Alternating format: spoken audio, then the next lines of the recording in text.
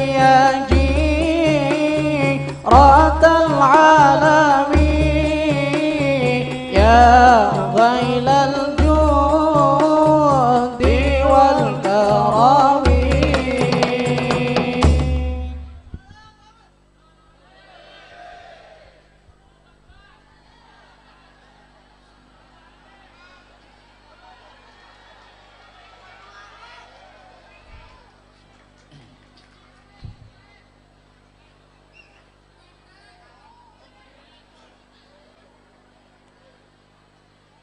Assalamualaikum warahmatullahi wabarakatuh.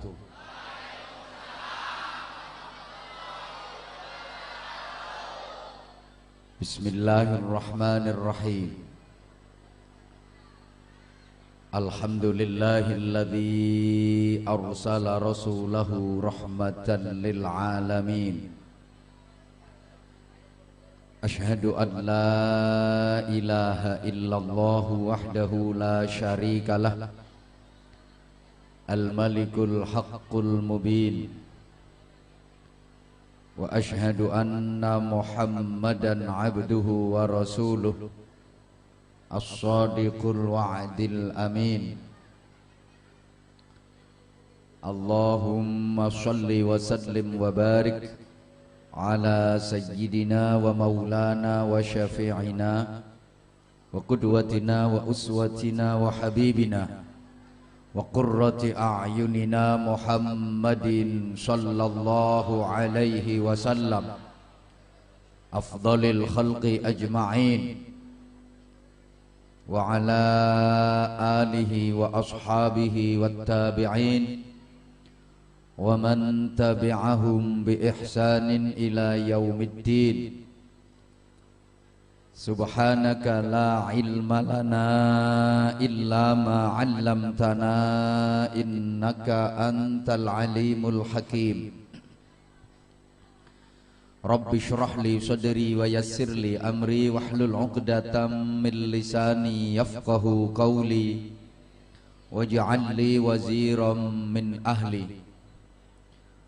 Allahumma nawwir qulubana wa quluba dhurriyyatina wa quluba jama'atina binuril ma'rifah wa ilmil mukashafah wal basirah ya fattahu ya alim. Iftah qulubana wa qulubahum futuhal arifin. Rabbana iftah bainana wa baina qaumina bil haqqi wa anta khairul fatihin. Walhamdulillahi rabbil alamin. Amma ba'du. Sa'adatal muhtaramin, ulama'an al-amilin, ar-rasikhin al-mukhlisin, para alim, para bapak kiai, para ajengan, para ibu nyai, masyayikh, asatid, para sesepuh, ketua DKM beserta segenap kepengurusannya yang dimuliakan Allah, yang wajib sama-sama kita taati dan kita ta'zimi. Pejabat pemerintah dalam semua tingkatannya yang berkesempatan hadir, dari jajaran Musbika, bapak-bapak dari Mapolsek dan Koramil, kepala kelurahan, para ketua RW, para ketua RT, tokoh-tokoh masyarakat, pimpinan-pimpinan pondok pesantren, pimpinan-pimpinan majelis taklim, pimpinan-pimpinan organisasi kemasyarakatan yang saya hormati, rekan-rekan panitia, sahabat-sahabat santri, hadirin hadirat, muslimin muslimat, bapak ibu saudaraku, ikhwatal iman, jamaah sekalian yang saya cintai, yang saya kangeni dan semoga kangen dengan saya, yang saya hormati rahimakumullah. Alhamdulillah atas takdir Allah, atas kehendak Allah, atas pertolongan dan kasih sayang Allah. Malam ini kita dapat sama-sama hadir, berkumpul, bersilaturahim, berzikir, berdoa, bersolawat, bertolabil ilmi di majelis yang mulia ini dalam rangka hormat peringatan Maulid Nabi Agung Muhammad sallallahu alaihi wasallam, dengan harapan mudah-mudahan majelis malam ini dapat menguatkan mahabbah, kecintaan kita kepada Rasulullah, sehingga dengan semakin kuatnya cinta kita kepada Rasulullah, kita akan termotivasi untuk selalu bisa mencontoh dan meneladani pribadi, perilaku dan akhlak-akhlak Nabi, untuk selanjutnya kita aplikasikan, kita terapkan dalam kehidupan sehari-hari, baik secara pribadi, berkeluarga, bermasyarakat, berbangsa maupun bernegara. Karena hanya dengan itu kita akan dapat meraih sa'adah abadiyah, kebahagiaan hakiki dunia akhirat. Bukankah setiap kita mendambakan kehidupan yang bahagia? Betul? Bukankah setiap kita mendambakan kehidupan yang istilah agamanya barokah, yang ziyadatul khair, selalu bertambah nilai kebaikannya? Allah mengajarkan satu doa yang itu diabadikan dalam Al-Quran. Rabbi auzilni muzalam mubarakan wa anta khairul muzilin. Ya Allah Tuhanku, tempatkanlah aku kapanpun, dimanapun, pada posisi yang selalu Engkau berkahi. Memang hidup yang paling nikmat, paling membahagiakan itu hidup yang barokah, yang ziyadatul khair. Semakin lama semakin bermakna. Hidup yang semakin tua semakin mulia, semakin hari semakin berarti, semakin lama semakin tinggi derajatnya, semakin lama semakin banyak ibadahnya, semakin lama semakin banyak amal-amal solihnya, semakin lama semakin banyak saudaranya, semakin lama semakin banyak sedekahnya, semakin lama semakin banyak pahalanya, semakin lama semakin banyak barokahnya, semakin lama semakin tinggi derajatnya, semakin lama semakin mahal harganya. Itu kehidupan yang berkah, kehidupan yang sukses. Jangan sampai hidup ini semakin lama semakin rendah derajatnya, itu kehidupan yang gagal. Jangan sampai hidup ini semakin lama nilainya semakin murah, itu hidup yang gagal. Segala sesuatu di dunia ini semakin lama harganya semakin mahal. Setahu saya tanah di mana-mana semakin lama harganya semakin mahal. Pakaian jenis apapun semakin lama juga semakin mahal. Alat-alat elektronik itu semakin lama harganya juga semakin mahal. Sampai bumbu dapur, bawang, brambang, ketumbar, lombok, merica, terase, itu semakin lama harganya juga semakin mahal. Sehingga saya pun ceramah juga begitu. Lah kalau hidup semakin lama semakin murah, itu hidup yang gagal.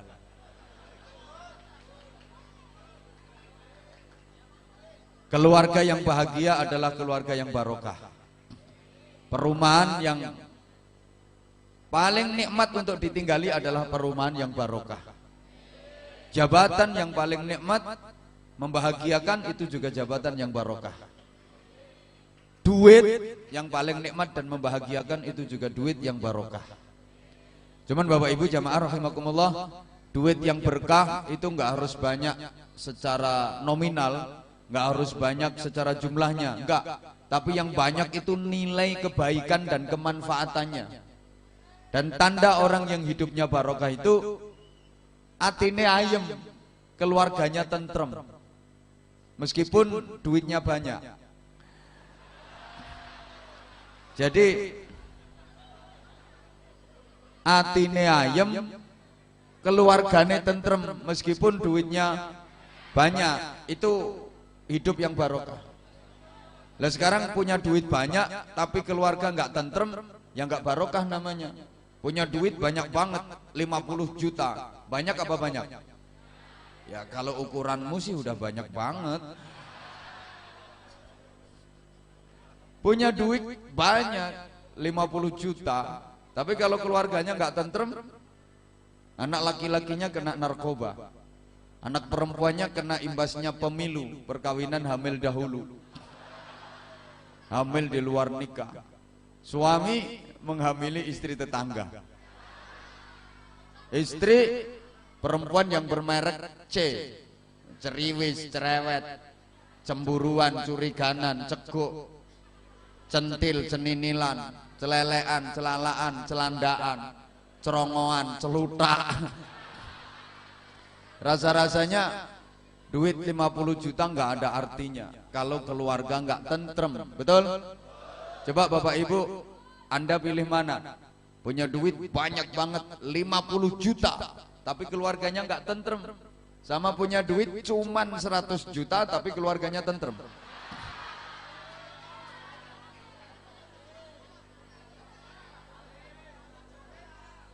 Mudah-mudahan semuanya barokah, keluarganya barokah, rumah tangganya barokah, didukung oleh rumah yang bagus. Cuman perlu diingat bahwa bagusnya rumah itu barometernya, ukurannya bukan dari bangunan fisiknya. Biaya pembangunannya miliaran, bahan bangunannya serba kristal, semuanya impor dari luar negeri. Ya mesti, masa impor teko Jonegoro.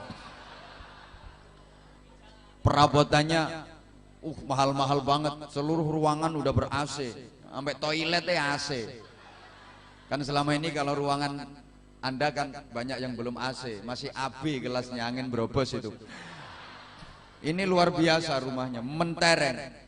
Bukan itu ukuran bagusnya rumah, tapi rumah bagus itu ukurannya dari penghuninya, orang-orang yang tinggal dalam rumah itu. Meskipun rumah sederhana, biaya pembangunannya nggak mahal-mahal amat, perabotan-perabotan rumah tangganya murah-murah, tapi isinya keluarga yang harmonis, yang bahagia, yang ahli ibadah, suami soleh, istri solehah, anak-anaknya dzurriatan thayyibah, itu rumah-rumah bagus namanya. Sebaliknya, meskipun rumah itu bagus banget kayak rumahnya Demet,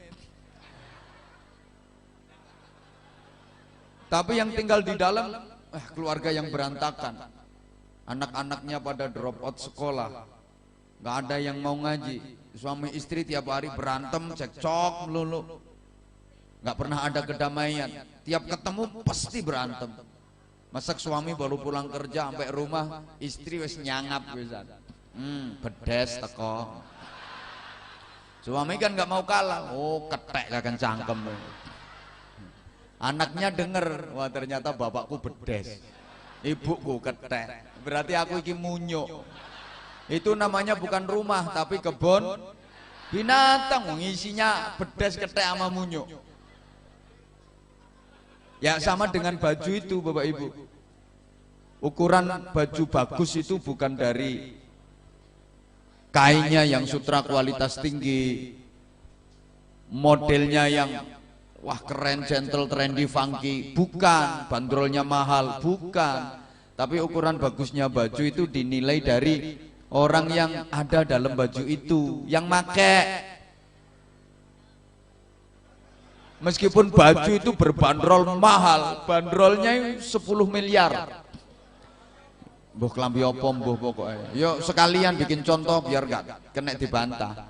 Bandrolnya 10 miliar, kainnya kualitas tertinggi, modelnya paling bagus. Mohon maaf, tapi yang tinggal di dalam itu perempuan yang moralnya bejat, akhlaknya rusak, nakalnya amit-amit. Itu aku nggak tahu namanya, mohon maaf banget nggak bisa nyebutin, terpaksa. Bahasa Jawanya nggak ngerti, bahasa Sundanya nggak ngerti, bahasa Betawinya juga nggak ngerti, bahasa Indonesianya juga nggak ngerti. Ngerti aku cuman bahasa yang agak ke Inggris-Inggrisannya. Perempuan kayak itu dinamakan the lonte and the begengge.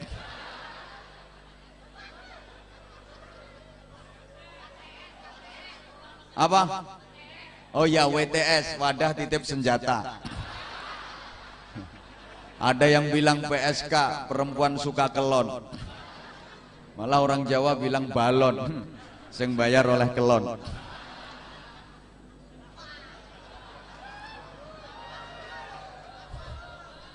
Bukan pelacur, sumpeli alat mancur. Tuh kalau di daerah aku namanya I love you. Mari tilapi tinggal Melayu. Baju yang berbanderol mahal, kalau yang make perempuan kayak gitu, ya nilainya jadi murah. Orang yang ada di dalam baju itu perempuan murahan. Halo.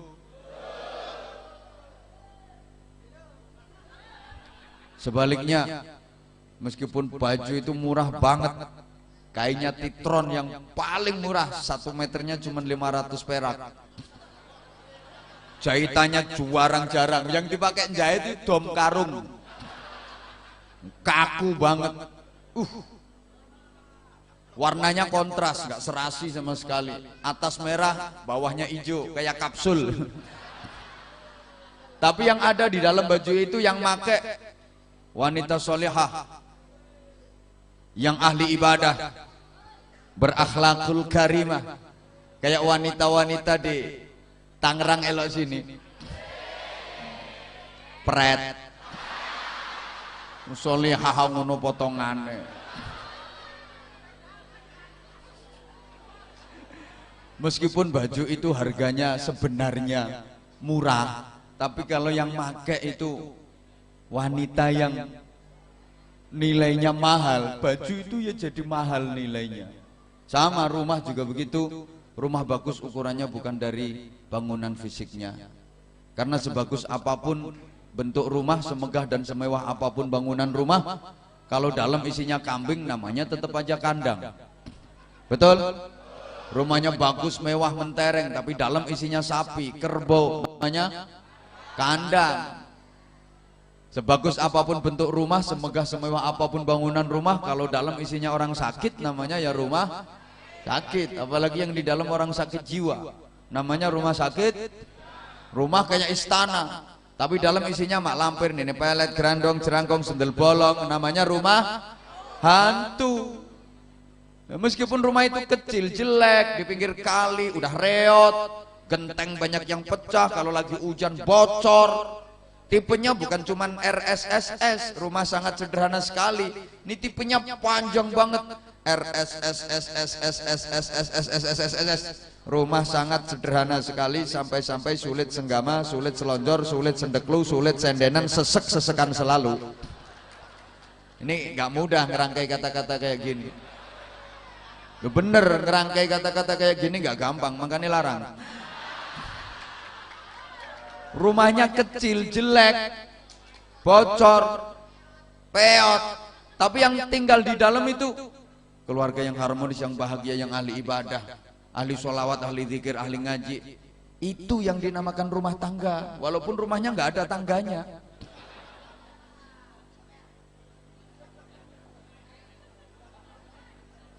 Maka sungguh keberkahan dalam hidup ditentukan dengan kualitas manusianya. Kita ini sudah nggak saatnya berpikir tentang enak apa nggak enak. Itu pikirannya anak kecil. Mohon maaf. Subhanallah. Ya, saya berdiri aja karena kelihatannya jamaah yang datang mayoritas ibu-ibu, cewek-cewek dan kaum perempuan. Maka saya harus berdiri karena saya sadar hasil survei, riset dan penelitian terakhir membuktikan bahwa laki-laki yang tahan berdiri lebih dicintai kaum perempuan.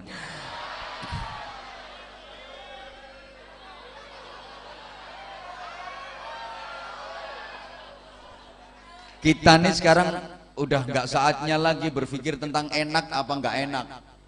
Itu pikirannya anak kecil. Anak kecil itu kalau enak dia mau, kalau nggak enak dia nggak mau. Kalau enak dia seneng, kalau nggak enak dia nggak seneng. Kalau enak dia semangat, kalau nggak enak dia males. Itu pikiran anak kecil.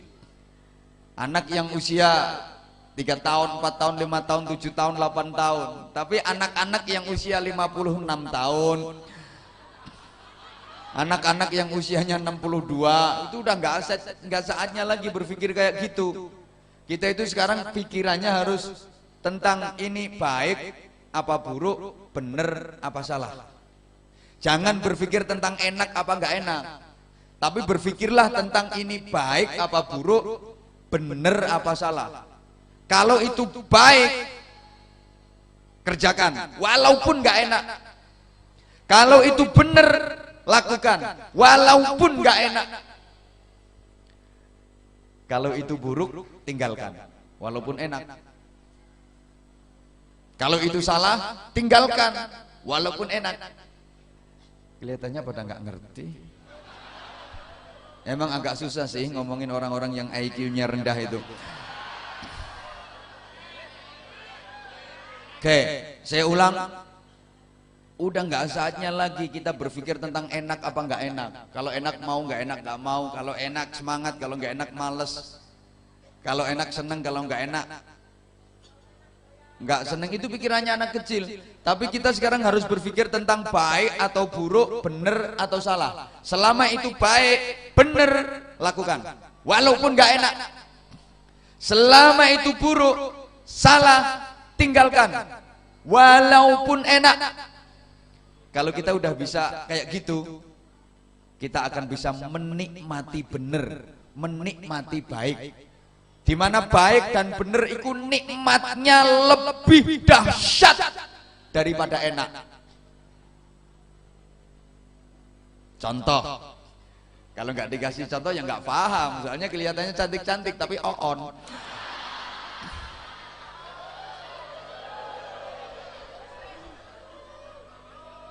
Contohnya gini, bukti bahwa benar, baik itu jauh lebih nikmat daripada enak. Contoh, pemain bola ketika berhasil bikin gol ke gawang lawan, bukan ke gawang sendiri. Pemain bola ketika bisa bikin gol ke gawang lawan, dia betul-betul bisa menikmati sampai gulung-gulung, gelundung. Karena yang dilakukan benar dan baik. Dia nggak melakukan pelanggaran, nggak offside, nggak melakukan kesalahan. Yang dilakukan benar, yang dilakukan baik, nggak ada pelanggaran, nggak ada offside. Maka begitu dia berhasil mengegolkan bola itu ke gawang lawan, gol, dia betul-betul merasakan nikmati sampai gulung-gulung nggak karuan. Mohon maaf bapak makan sate, seenak-enaknya sate, habis makannya paling ya apa ada orang habis makan sate terus gelundung saking nikmatnya. Pemain bola itu saking nikmati ya habis ngegolnya nih, terus mau menek kancane. Misal sampean habis makan rawon terus wenekan celingkrik. Enggak kan? Yang dilakukan benar, yang dilakukan baik, maka dia bisa menikmati sampai gulung enggak karu-karuan. Mohon maaf, sampean habis hubungan intim suami istri yang dianggap paling enak. Paling esbarnya mau klewes.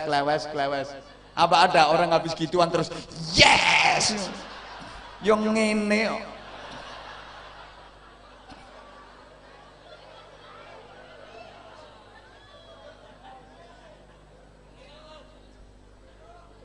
Allahumma sholli ala Muhammad.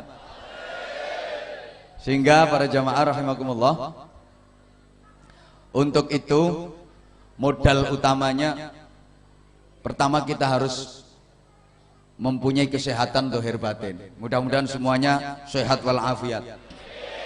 Karena sehat itu penting, karena sehat itu mahal, sehat itu berharga, sehat itu harus kita ikhtiari secara maksimal dan bahkan harus kita mohon kepada Allah dalam bentuk doa. Salul afiyah ba'dal yaqin.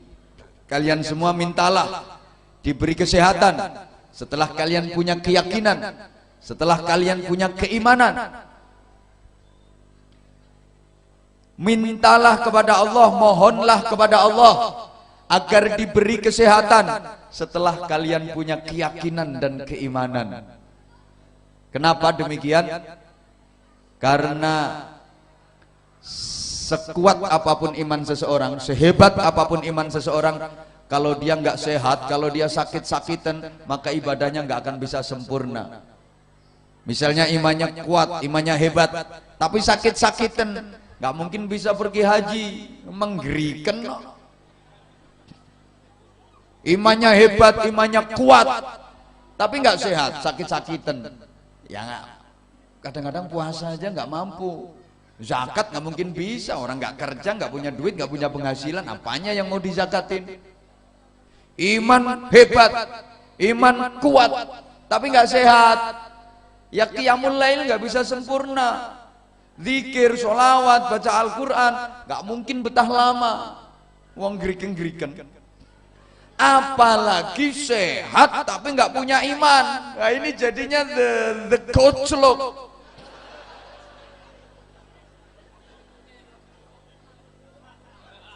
Para pelaku tindak kriminal, para pelaku maksiat itu rata-rata ya orang-orang yang berbadan sehat, bertubuh sehat, betul?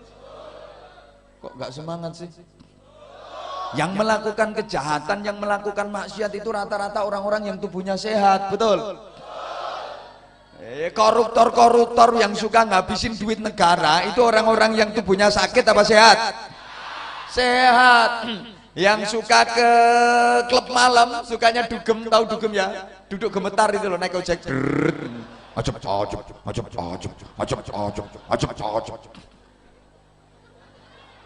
Itu orang yang tubuhnya sakit apa sehat? Sehat. Yang suka teler.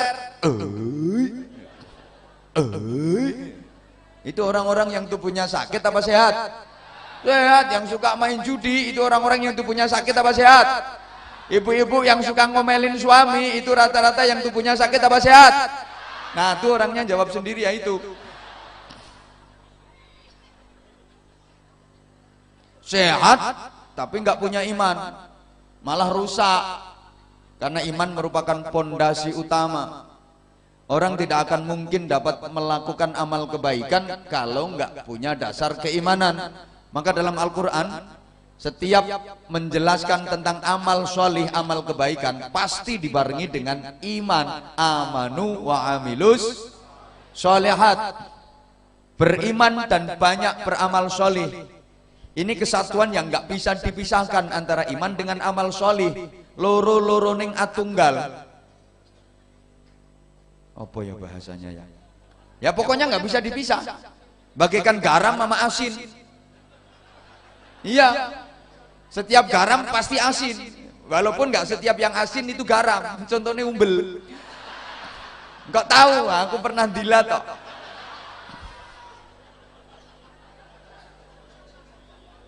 Amanu wa amilus solihat, ini nggak bisa dipisahkan. Beriman dan banyak beramal solih.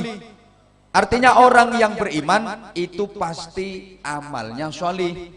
Semakin kuat imannya, semakin banyak amal solihnya. Semakin tipis imannya, semakin sedikit amal solihnya. Kalau nggak punya iman, ya nggak mungkin melakukan amal solih. Sebaliknya, amal solih itu mempertebal dan menguatkan keimanan. Semakin banyak amal solihnya, imannya semakin kuat. Kalau amal solihnya cuma dikit, imannya ya tipis. Kalau nggak pernah melakukan amal solih, imannya hilang. Maka nggak bener kalau misalnya ada orang ngomong kayak gini. Itu yang nyuri emang dia tuh pencurinya, tapi meskipun dia pencuri sebenarnya dia imannya kuat. Kuat itu imannya. Lah kalau imannya kuat ya nggak mungkin nyuri. Kenapa dia nyuri? Ya karena nggak punya iman. Ingat sabda Rasulullah, la yasriku sarikun hina yasriku wa huwa mu'minun. Pencuri itu nggak mungkin nyolong andaikan dia punya iman. Karena iman itu sifatnya fluktuatif, yazidu wa yanqusu, kadang bertambah, kadang berkurang, kadang habis sama sekali. Lah pencuri ketika dia nyolong tuh imannya lagi habis. Imannya lagi habis. Maka nggak ada ceritanya copet ngerebut tasnya orang sambil baca takbir. Allahu Akbar. Itu enggak ada.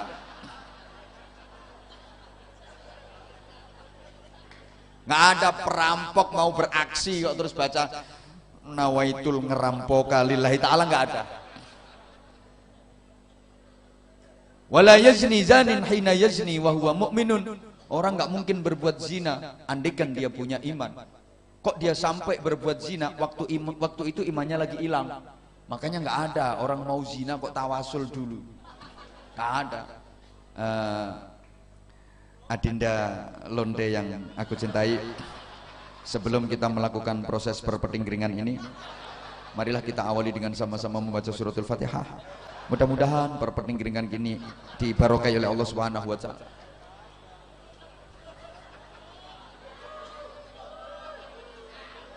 Ya nggak ada. Maka pertama kita disuruh minta kepada Allah agar diberi kesehatan dan keimanan. Allahumma sholli ala Muhammad. Berdoa ini perintah Allah, maka asal kita berdoa diijabah apa enggak diijabah, tetap kita udah dapat pahala. Dan Allah udah janji kok, setiap kita berdoa pasti diijabah sama Allah. Allah udah janji, ud'uni astajib lakum. Kalau enggak diijabah itu berarti ada yang konslet. Cuman Allah dalam mengijabah doa itu kadang-kadang tidak sesuai dengan yang kita inginkan, dikasih dalam bentuk lain. Kita maunya A tapi sama Allah dikasih B, tidak sesuai dengan keinginan kita. Kenapa? Karena menurut Allah yang terbaik buat kita bukan A tapi B. Andaikan kita dikasih A malah celaka. Halo, contohnya kayak gini, punya anak kelas 2 SD, minta dibeliin motor. Bapak lagi banyak duit, kira-kira dibeliin apa enggak Pak? Ya enggak lah. Bukan berarti Bapak enggak sayang anak, bukan berarti Bapak enggak cinta anak. Justru karena cinta, justru karena sayang, Bapak paling tahu persis yang terbaik buat anak itu bukan sepeda motor. Dikasih tapi bukan motor, kasih sepeda hotel, beda gunung itu. Karena kalau dikasih motor, anak masih kelas 2 SD beliin motor, dinaikin di jalan raya, brus, ya anakmu, malah mencelakakan. Maka mohon maaf, kadang ada orang berdoa, ya Allah jadikan aku orang kaya, ya Allah berikan rezeki yang banyak, ya Allah. Rata-rata warga sini kalau berdoa kan begitu, minta kaya. Aku belum pernah ngedengar ada orang berdoa, ya Allah berikan aku rezeki sedikit aja, nggak ada. Mesti minta rezeki yang banyak, minta jadikan orang yang kaya raya kayak gitu. Tapi kok yo pancet melarat. Ini bukan berarti doa kita nggak dijabah sama Allah. Diijabah, tapi dikasih dalam bentuk lain. Karena menurut Allah yang terbaik buat Anda itu bukan kaya, tapi miskin. Soalnya potonganmu gila didadakno sugih mesti meleki. Nggak meleki ya sombong ora betahi wong. Melaku gak gelem diluk wis nek sugih mesti ndegek terus. Allah ngerti yang terbaik buat sampean itu miskin. Soalnya kok nek sampean dikei donya akeh dadi wong sugih, gak kuat keberkahan donya malah pilek.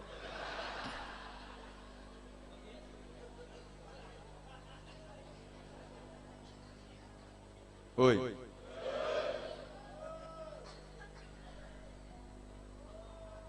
Kadang ada orang ngomong gini, katanya Allah tuh sayang sama orang Islam, katanya Allah ku cinta sama orang Islam. Tapi buktinya rata-rata di dunia ini yang kaya dikasih rezeki banyak itu malah orang kafir-kafir itu. Cino-cino sing ora Islam sugih-sugih kabeh. Padahal ora kenal Gusti Allah dadekno sugih kaya ngono. Kene salat kecilik ya pancet kere.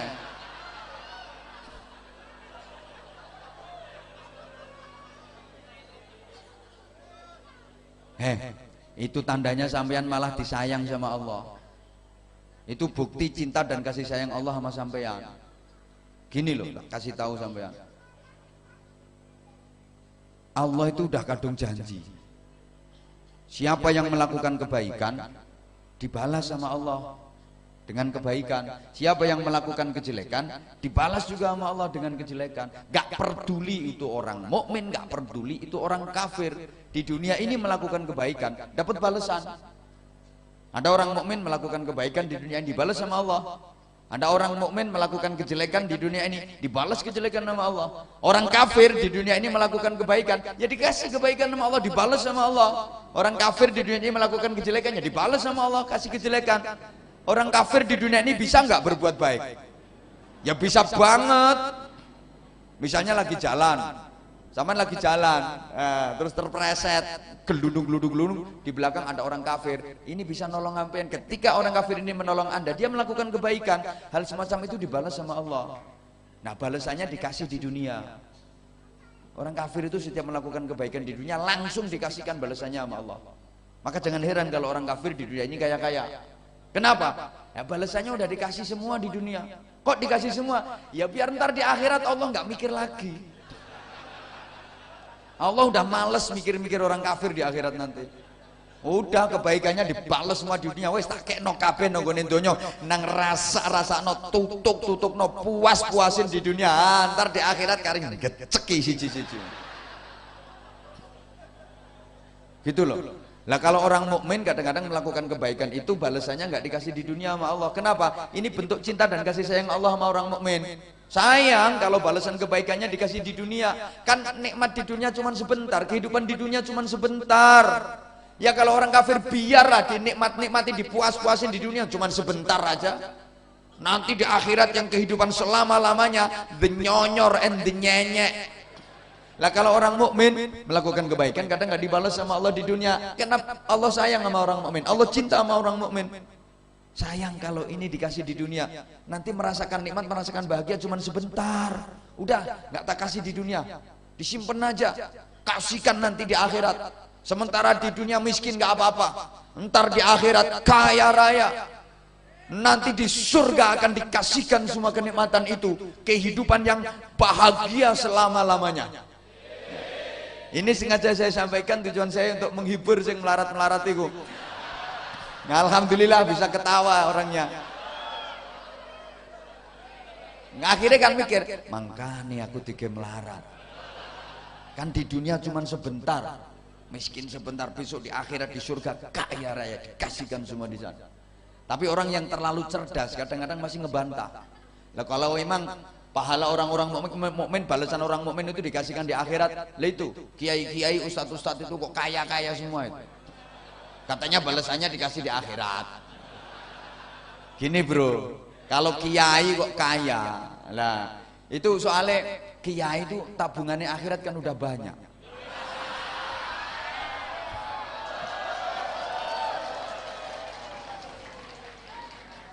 Jadi, lah karena tabungan di akhirnya udah banyak, udah punya tabungan tahajud, punya tabungan jihad, punya tabungan dakwah, punya tabungan zikir, punya tabungan baca Quran, macam-macam, punya tabungan ya mendidik para santri dan umat, jamaah, masyarakat. Udah banyak banget tabungannya di akhirat, maka sebagian bonusnya dikasihkan di dunia.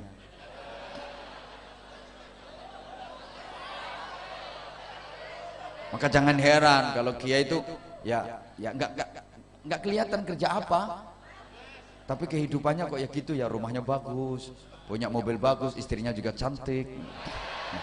Rata-rata kiai itu istrinya cantik. Di dunia ini yang beristri cantik itu 3. 1 pejabat tuh rata-rata istrinya cantik. Yang kedua orang kaya. Orang kaya itu tinggal pilih, istrinya rata-rata cantik. Yang ketiga kiai. Rata-rata kiai itu istrinya cantik. Ada kiai kok istrinya nggak cantik, nasib.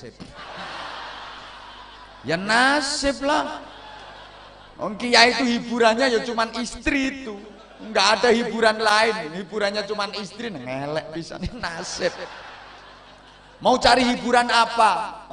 Mau main biliar ya nggak pantas. Kiai mau karaoke ya nggak pantas.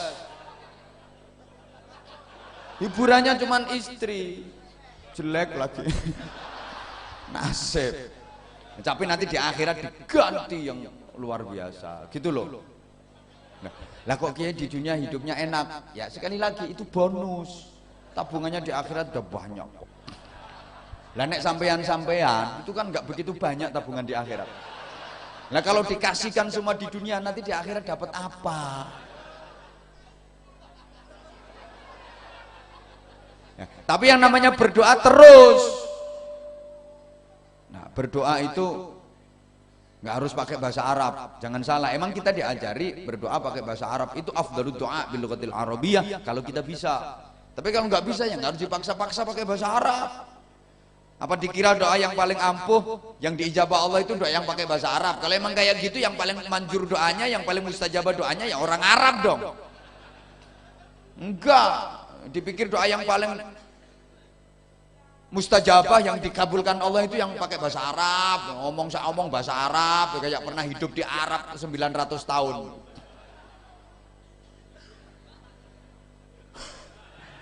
Masa di warung kopi bayar ya bahasa Arab.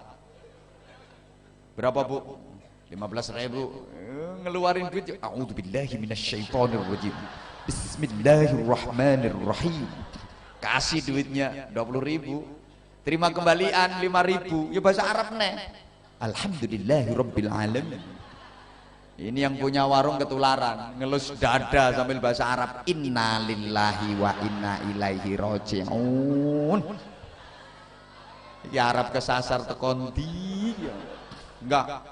Doa yang paling didengar Allah, yang paling kabul, yang paling mustajabah itu doa yang pakai bahasa hati. Pakai bahasa hati. Mohon maaf, orang-orang tua dulu itu rata-rata nggak bisa bahasa Arab.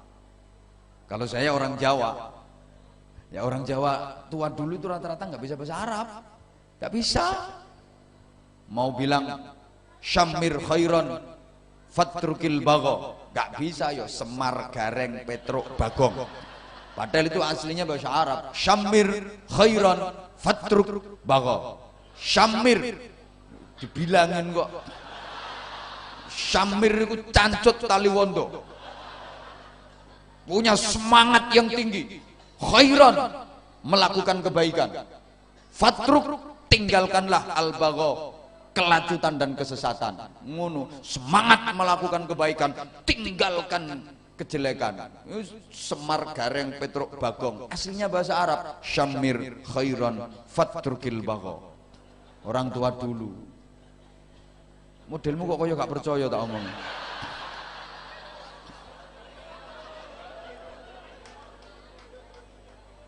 Lah iya toh, mau bilang afun angel ya apem, wali daya ya iwel-iwel, ndak iso.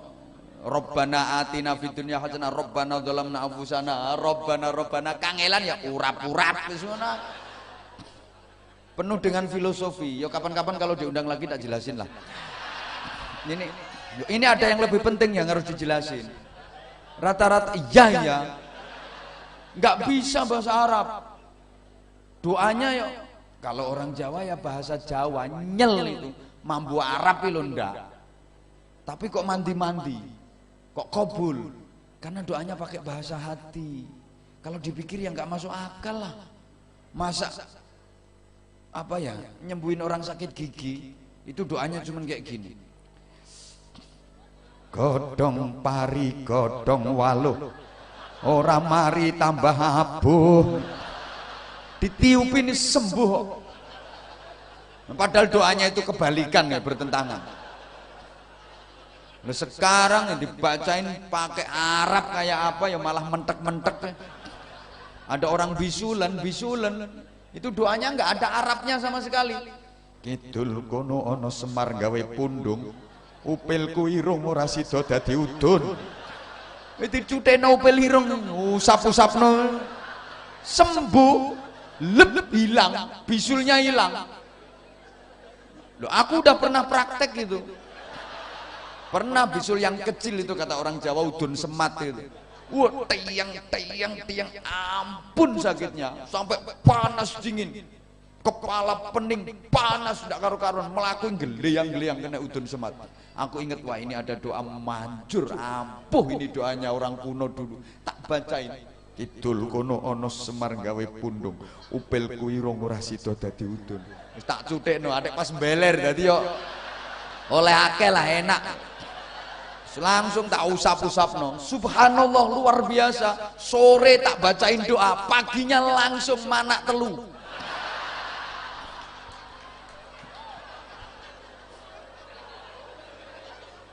Sorry ya, dulu misalnya lagi punya hajat, ada acara, hujannya deres. Ini kepingin terang hujan ini, kepingin reda, nggak usah panggil pawang hujan, apalagi dukun, enggak. Dibaca doanya yo ndak ada Arabnya sama sekali, nyel Jawa.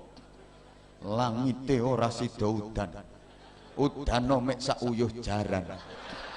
Hujan yang dulunya lebat, kerucuk tinggal keracak, ya kayak uyuh jaran. Lep, mampet, reda wis nggak hujan. Pernah aku. Wong aku lek ngerti-ngerti tak coba mesti. Lagi ceramah hujan. Lumayan deres. Waduh ini kacau ini.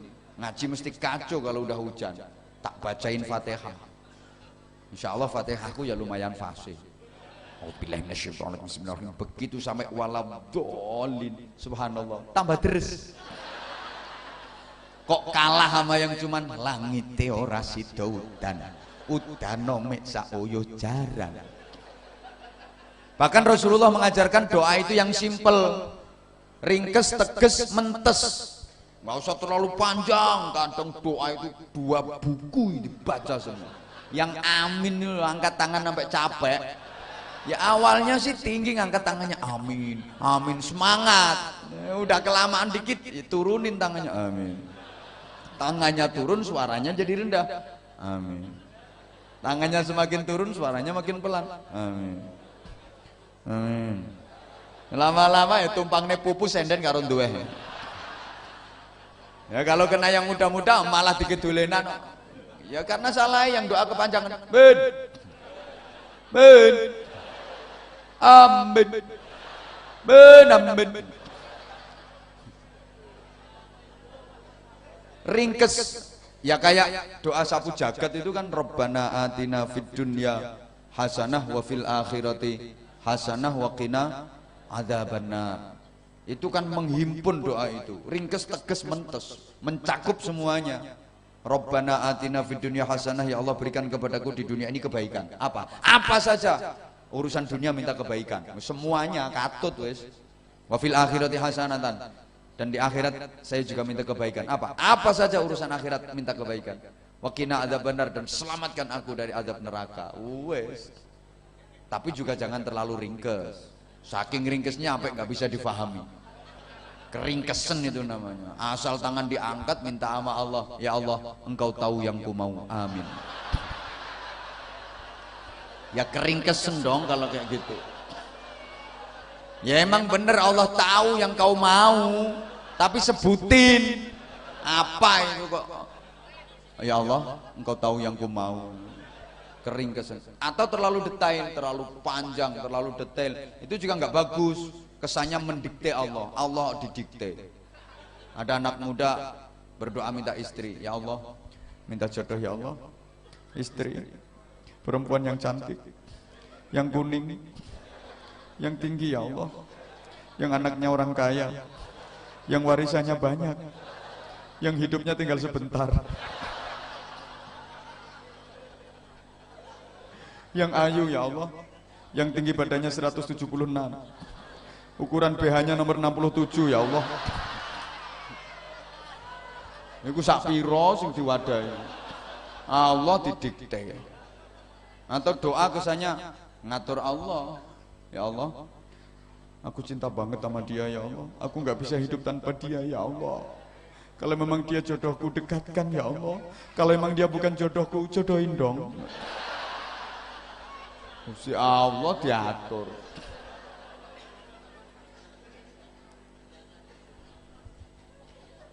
Allahumma sholli ala Muhammad.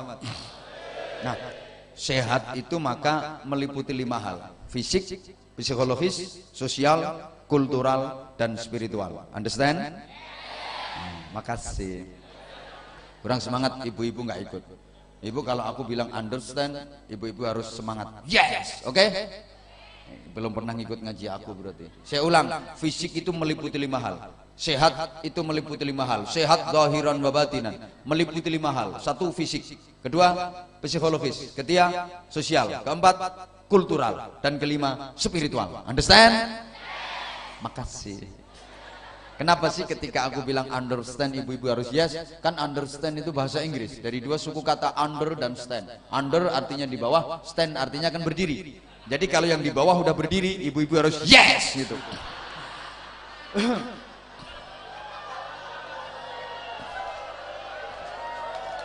Mesti salah paham. Artinya kalau rakyat yang di bawah udah berdiri menyampaikan aspirasi dan aspirasinya bener, nah yang di atas harus yes. Ngono lho.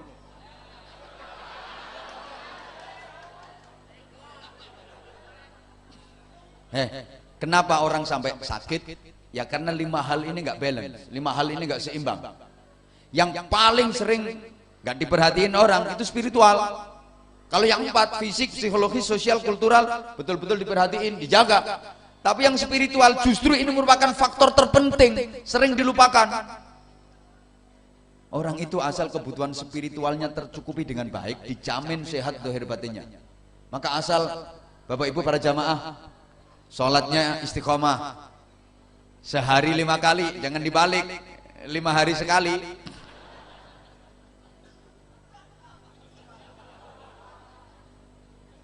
Gara-gara urusan kerja, alasan sibuk lah, yang mestinya sholat sehari 5 kali dibalik jadi 5 hari sekali, digabung-gabung lagi.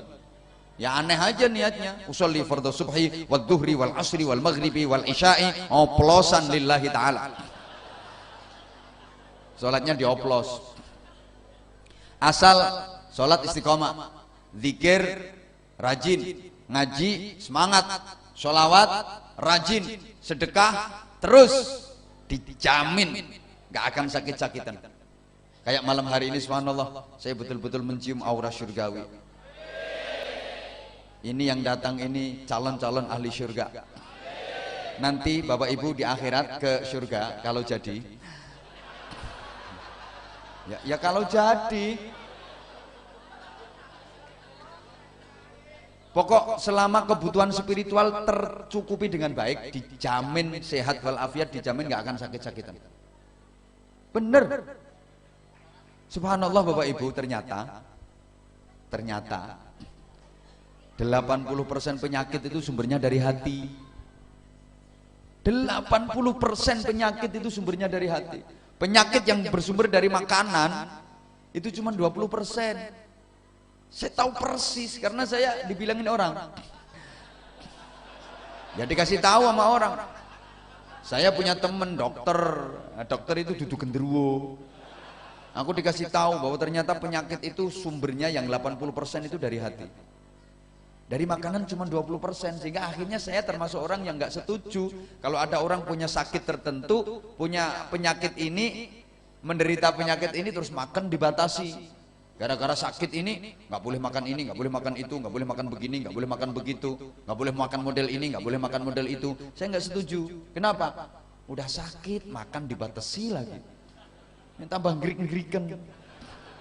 Orang sakit itu butuh asupan gizi, butuh vitamin malah dibatasi. Nggak apa-apa sebenarnya, nggak ada larangan dan pantangan tuh nggak ada. Selama tidak berlebihan. Yang nggak boleh itu kalau berlebihan. Sakit apapun nggak ada pantangan. Aku berani kok ditokno karo dokter sapa ae wani. Soalnya ya nggak mungkin itu terjadi ngono. Nggak ada pantangan, nggak ada. Yang nggak boleh itu kalau berlebihan. Jangankan orang sakit, orang sehat ya kalau berlebihannya bahaya. Betul? Coba kalau ini kita mau pakai resepnya Rasulullah, dijamin nikmat, dijamin sehat. Dengerin, ini urusan Departemen Perbadokan. Kalau urusan makan, itu resepnya Rasulullah gimana? Jangan makan sebelum lapar, berhentilah makan sebelum kenyang. Mesti nikmat, mesti sehat. Kita kan enggak, kita tuh belum lapar udah makan, sekalinya makan pasti kekenyangan. Malah ini gampang loro. Modelmu kok gak percaya tak omongnya. Ini serius. Kadang-kadang prihatin saya. Ada suami istri habis datang di acara pesta, hajatan, pernikahan, habis itu makan prasmanan, runtung-runtung suami mau ngambil sate, ditampel sama istrinya, jangan itu, nggak boleh. Ingat penyakitmu. Akhirnya nggak jadi ngambil sate, pindah mau ngambil kikil, ya dilarang lagi. Kikil juga nggak boleh. Ingin cepet mati, nggak jadi, pindah lagi mau ngambil soto. Apa itu? Apa itu? Soto yo nggak oleh. Akhirnya suaminya kan jengkel, mbuh mambuh, barang-barang gak oleh. Kan aneh kan, dulu waktu muda nggak punya duit nggak bisa beli, sekarang ada makan gratis dilarang. Aneh kan. Akhirnya si suami ini kena diabetes, kolesterol, kena darah tinggi, bukan karena sate, bukan karena kekil, bukan karena soto, tapi karena jengkel sama istrinya itu yang bikin dia sakit. Makanya nggak usah dibatesin Bu, harus disupport, apalagi udah tua, butuh gizi. Wong Jawa ngarani gerang segere kari arang-arang, ngono saya dibatesi. Eling bojomu ku lho, wong ngambekan ping 3 watuk ping 9 ngono. Makan dibatesi lagi. Bu, nggak usah dibatasi, syukuri nikmat Allah itu untuk dinikmati. Allah kasih anugerah itu untuk dinikmati, asal tidak israf, tidak berlebihan, dan tidak dimubadzirkan. Wah, apa-apa, nggak apa-apa, bener nggak apa-apa. Nikmat Allah itu untuk dinikmati. Kita itu jangan hanya sibuk mencari sampai nggak sempat menikmati, rugi hidup kayak gitu. Hanya sibuk nyari tapi nggak sempat menikmati. Karena ada orang yang kayak gitu, sibuk cari makan tapi nggak sempat makan sendiri. Ada kayak penjual nasi pecel, sibuk ngeladenin orang beli, ngelayanin orang beli, dia sendiri nggak sempat sarapan. Ya nasi pecelnya habis, tapi setelah itu diberangkatkan ke rumah sakit opname, nggak sempat sarapan. Hanya sibuk mencari, nggak sempat menikmati. Rugi bro.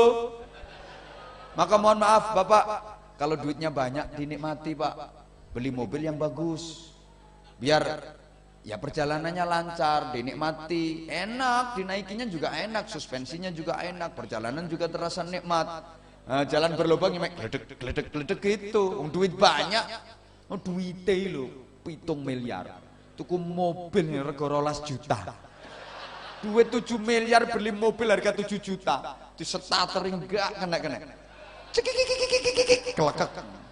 Starter mana? Kelekek. Kelekek. 29 kali loh lagi kena.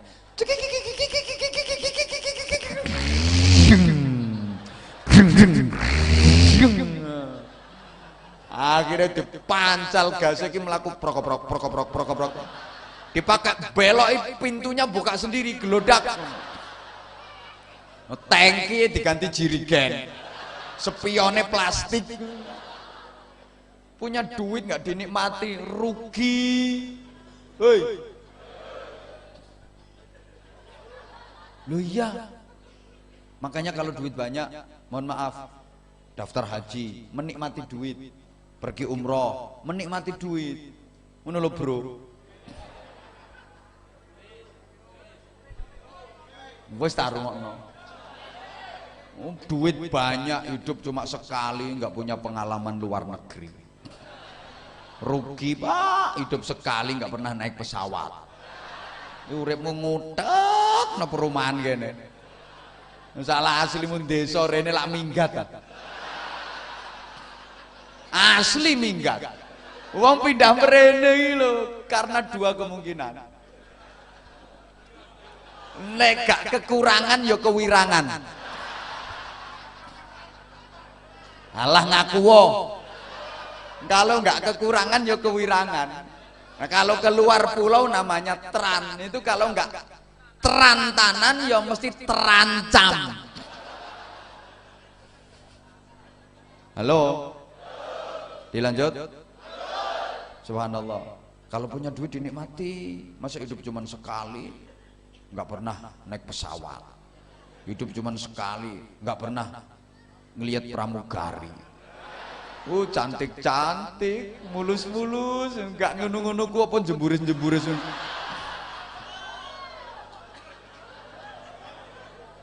Pak, Pak, ya Allah, apa sih artinya memiliki segalanya kalau nggak bisa menikmatinya? Percuma, percuma. Kadang-kadang punya duit sampai triliunan, yang dinikmati cuma ratusan ribu, rugi. Ya malah diperbudak duit, diperbudak harta. Kan hidup ini yang penting bukan apa dan berapa yang kita dapatkan, tapi apa dan berapa yang bisa kita rasakan. Hidup ini bukan tentang apa dan berapa yang kita miliki, tapi apa dan berapa yang bisa kita nikmati.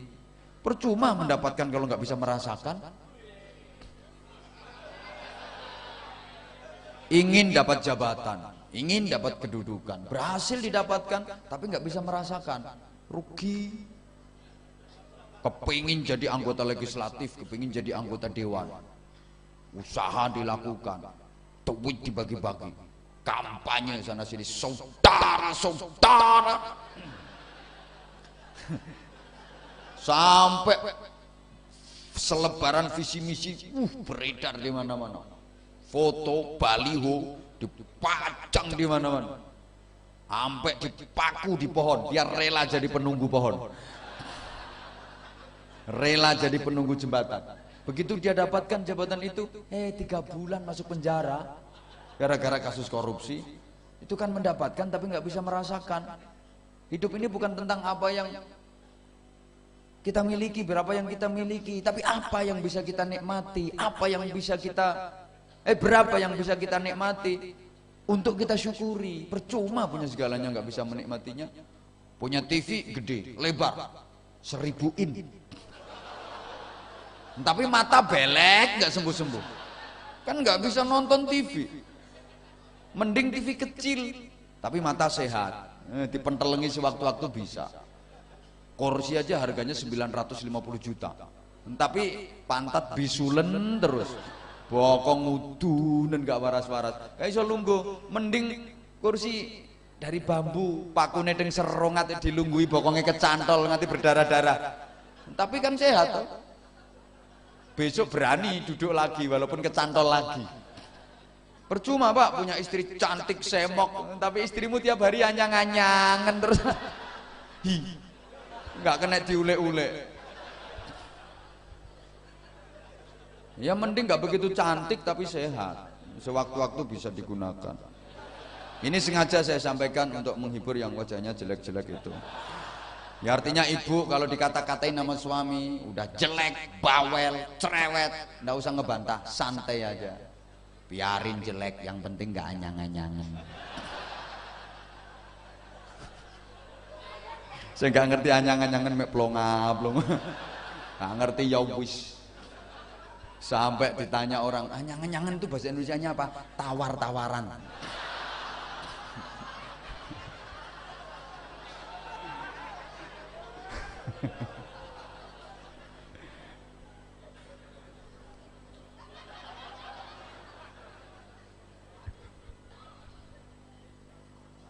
Hidup ini untuk dinikmati jemaah sekalian, tapi dengan cara yang benar. Jangan salah pentasarufannya. Cari harta ditumpuk-tumpuk, nggak bisa menikmati, rugi, mati gak dibawa. Kan sebanyak-banyaknya orang punya harta, ketika mati nggak ada yang dibawa. Penjual helm tuh helmnya banyak banget, tapi mati nggak ada tuh yang pakai helm. Bakul helm itu rauno, mati helman rauno. Ya lucu aja. Kadang aneh, cari duit dikumpulin dapat banyak, beliin tanah, cari lagi kumpulin dapat banyak, beliin tanah, cari lagi kumpulin dapat banyak, beliin tanah. Dia lu nggak sempet nikmati duitnya, nyari terus sampai gegere bengkong. Tanahnya emang luas tapi dia nggak bisa menikmati duitnya. Lihat orang kayak gitu mesti resik tanahnya timbang raine. Tanahnya terawat bersih tapi raine rumbuk ono model. Ya kayak gitu.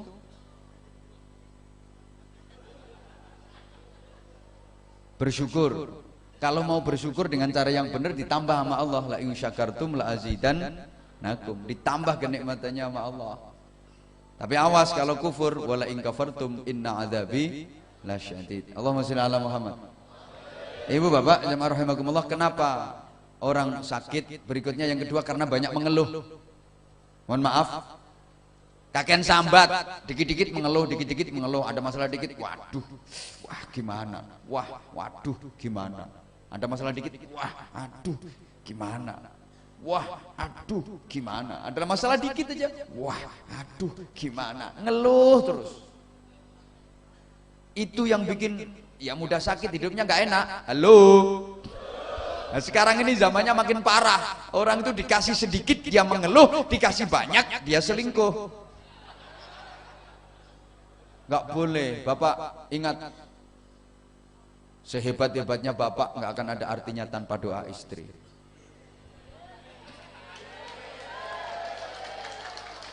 Maka lebih tepatnya di balik suami yang sukses pasti ada istri yang ikhlas mendoakan. Betul ibu? Krungu kupingmu. Saya ulang, di balik suami yang sukses itu ada istri yang ikhlas mendoakan. Dan ingat, di balik istri yang sukses pasti ada suami yang stres. Ya kalau istri semakin sukses pasti suami semakin stres.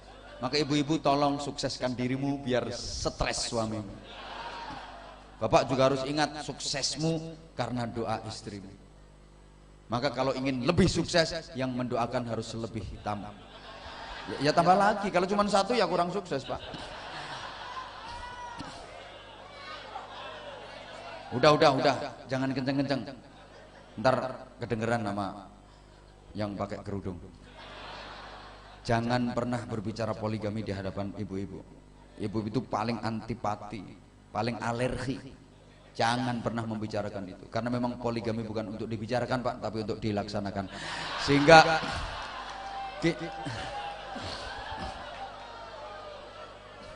berikutnya berikutnya kenapa orang itu gampang sakit, kenapa orang itu hidupnya susah, karena dia nggak pandai bersyukur. Kalau ingin menikmati hidup itu caranya, pertama harus pandai bersyukur, yang kedua berusaha berbagi dan membahagiakan orang lain, yang ketiga jangan merasa sedih dan tertekan karena orang lain menjelek-jelekan kita. Biar orang lain menjelek-jelekan kita, biar orang lain memfitnah kita, balas aja dengan kebaikan. Jangan sampai kalah sama pohon mangga. Pohon mangga itu luar biasa, dia dilempar pakai batu, ngebalasnya pakai buah mangga, kadang sekaligus 5.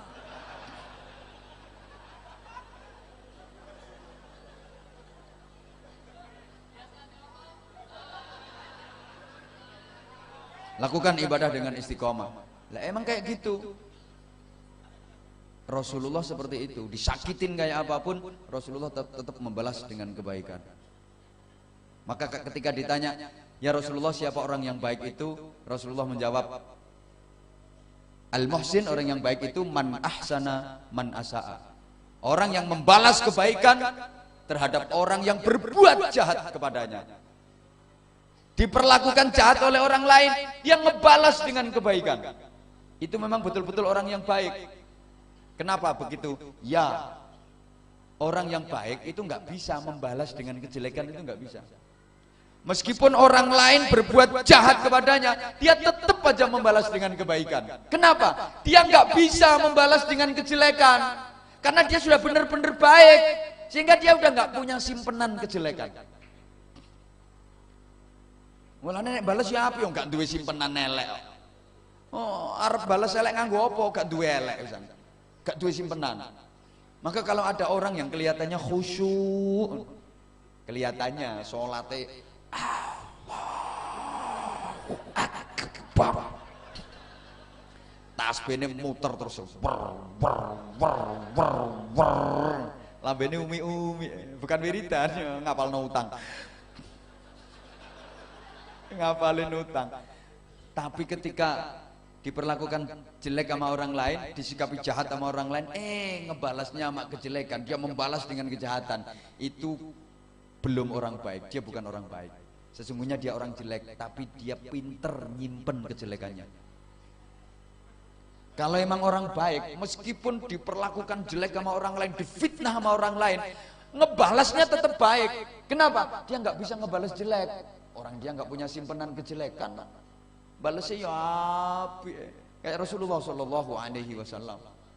Subhanallah. Rasulullah itu ya beda dengan nabi-nabi yang lain.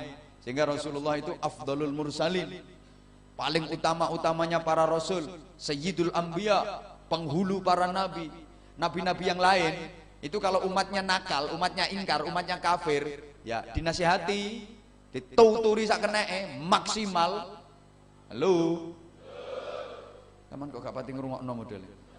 Nabi-nabi yang lain itu ketika umatnya ingkar, ketika umatnya kafir, ketika umatnya menentang, gak mau iman, dinasihati semaksimal mungkin. Dinasihati gak kena, dinasihati kok tetep aja kafir, didongakno mati.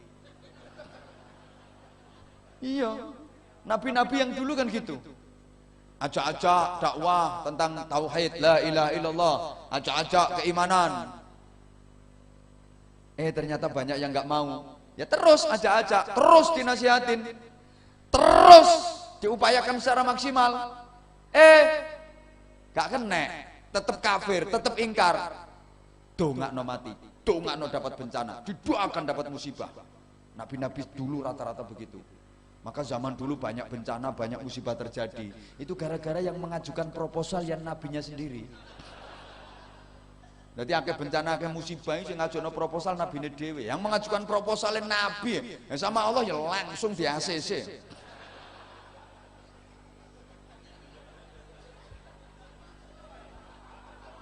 Loh iya kan? Nabi Nuh dakwah, bayangin 800 tahun cuman dapat pengikut 80 orang. 800 tahun cuman dapat pengikut 80 orang. Ya udah penuh kesabaran, telaten, sabar, nakal dituturin, nakal dinasihati, kafir dinasihati, ingkar dinasihati, melawan, menentang dinasihati. Udah kayak gitu, lama-lama habis kesabarannya. Entean sabar, dongakno mati. Rabbi la tadar 'alal ardi minal kafirina dayyara innaka in tadarhum lam yalidu illa fajiran kaffar. Ya Allah, karena kalau engkau tinggalkan satu orang saja kafir di muka bumi ini, dia akan mana anak yo kafir, putune kafir, tau wers tambah akeh wong kafir. Pun ya Allah, hancurkan mereka, binasakan mereka, turunkan azabmu kepada mereka, habisi mereka semua. Nabi Nuh sing njaluk. Ya langsung Gusti Allah melakukan pemutihan. Uang sing kafir-kafirnya lunas. Nabi-nabi dulu gitu gayane. Iya gayane ngono. Nabi Musa dakwah, ajak-ajak iman. Umatnya malah nentang. Dongakno udan getih, gerocok-gerocok hujan darah. Tobat kami iman kapok. Didongakno Nabi Musa bencanane ilang. Gelem iman, enggak lama kafir meneh, ingkar meneh, dongakno ya Allah udan kodok.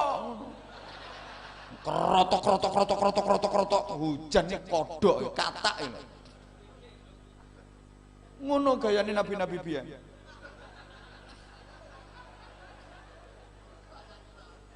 Iya. Lah kalau Nabi Muhammad Shallallahu Alaihi Wasallam ndak dakwah telaten, penuh kesabaran, sabar tingkat tinggi, tiada bandingannya.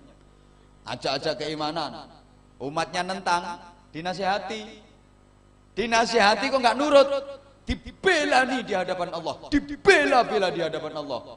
Nggak ada yang didoakan celaka, itu nggak ada kalau Rasulullah. Umatnya nentang itu malah dibela di hadapan Allah. Ingat waktu peristiwa perang Uhud, betapa waktu itu pasukan kita, kok kita koyo melu ya pasukan muslimin. Aku waktu itu nggak ikut aku. Kok pasukan kita. Tapi sampean yo ngono kok. Nyanyi ku yo Ibu kita Kartini. Kapan nek nglairno kowe? Halo. Tolong perhatikan ya. Pasukan muslimin waktu itu kan porak-poranda. Ya gara-gara kesalahan sendiri sih, nggak mau ngikutin instruksinya Rasulullah. Tim pemanah, pasukan pemanah yang berada di atas gunung, ini udah dikasih warning sama Rasulullah, perhatian. Pasukan pemanah, apapun yang terjadi, jangan sampai meninggalkan tempat sebelum ada aba-aba dan instruksi dari saya. Apapun yang terjadi, pahami. Sekali lagi, apapun yang terjadi, kalian tidak boleh meninggalkan tempat sebelum ada aba-aba dan instruksi dari saya. Ya siap, waktu itu dibilangin Rasulullah. Nah, ringkas cerita, dalam kecamuknya perang itu pasukan kafir kalah awalnya. Pasukan kafir berantakan, lari tunggang langgang, tidak karu-karuan. Nah, tapi ada sekelompok pasukan yang dipimpin oleh Khalid bin Walid, waktu itu masih kafir. Mereka mendelik, ngumpet kadung di goa, ngancam pisan, nanti kalau pasukan pemanah muslimin itu turun, kita naik, kita gempur dari atas. Ngono. Begitu pasukan kafir paubar, porak-poranda ndak karu-karuan, kan harta rampasan berserakan. Emas-emasan, harta rampasan itu berserakan. Pasukan Islam yang di bawah kan ngeracuti itu tuh, ngambilin, ngumpulin itu. Yang di atas mikir, gila gak mudun keri umet ini. Kalau kita nggak turun, kita nanti nggak dapat bagian ini nanti. Lagian pasukan kafir udah nggak ada, udah lari semua. Yuk turun, naik turun. Melu ngeringkesiku. Begitu mereka turun, Khalid bin Walid dan pasukannya naik. Kerocok panah dari atas, diserang dari atas. Korat karit gantian pasukan muslimin yang porak-poranda, sampai Rasulullah berdarah-darah tubuhnya. Gigi Rasulullah sempat tanggal. Waktu itu para sahabat memohon kepada Rasulullah, ya Rasulullah, tengadahkan tanganmu, mohonlah kepada Allah, mintalah kekuatan biar kaum kafir, pasukan kafir dihancurkan oleh Allah. Rasulullah cuma senyum. Bahkan malaikat Jibril itu loh gak sabar. Padahal malaikat itu gak punya nafsu. Malaikat Jibril itu gak sabar nemuin Rasulullah. Assalamualaikum. Waalaikumsalam. Ada apa mas? Yo memudahkan pemahaman gitu loh, biar mudah difahami. Tapi Rasulullah yang enggak kok ada apa mas, yang enggak. Yo biar mudah difahami. Kan aku sadar yang aku omongin kan orang-orang yang kurang begitu cerdas. Jadi kayak aku gitu loh. Ada apa mas? Mohon izin. Izin apa? Itu gunung mau aku angkat. Terus ya tak jerit nunggone pasukan kafir itu. Saya lempar ke mereka pasukan kafir biar hancur semua.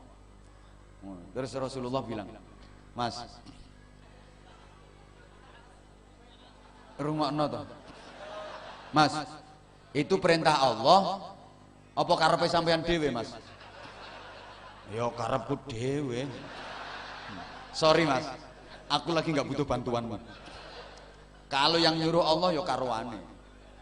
Kalau memang itu yang nyuruh Allah ya karuane, aku manut itu perintah Allah. Tapi lek karepe sampean dhewe, kalau ini mau sampean sendiri mas, sorry mas, aku lagi nggak butuh bantuanmu. Ngono Kanjeng Nabi. Coba sampean lagi terdesak terus ditawarin kayak gitu. Mohon izin, gunung aku angkat, lempar ke mereka. Yo giyetno ae kono. Ben gepeng kabeh ngono. Rasulullah enggak. Jangan Jibril, jangan. Lah kalau ini dilempar ke sana, dijeret nelak mati kabeh. Dan mati kabeh terus umatku sopo? Jarno urip, biarkan mereka hidup. Mereka enggak mau iman, siapa tahu nanti anaknya mereka yang mau iman, tak telatenane. Bapaknya gak kena, ibunya gak kena, mbok menawa anaknya kena. Siapa ngerti bapaknya nggak mau iman, ibunya nggak mau iman. Siapa tahu nanti anaknya mau iman. Tak telatenane wong potongannya kayak manaan kok.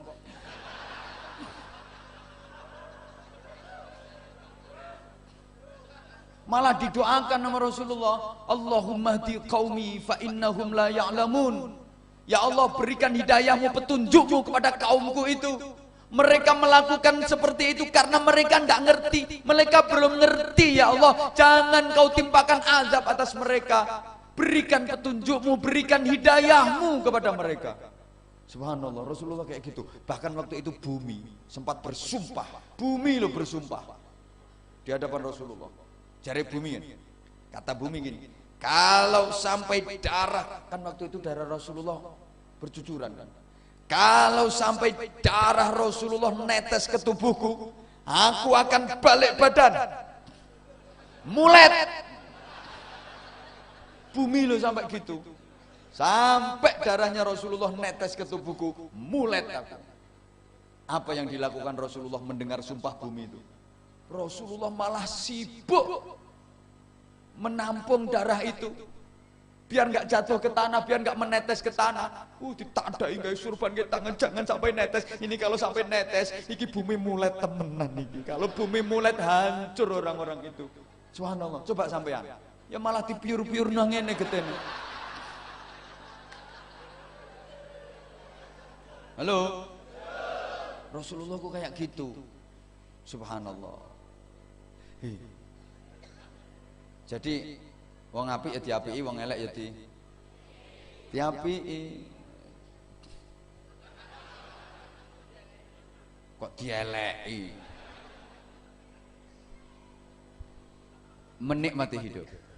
Hidup nanti akan terasa nikmat. Terus kemudian berikutnya, kenapa orang itu gampang sakit, hidupnya susah?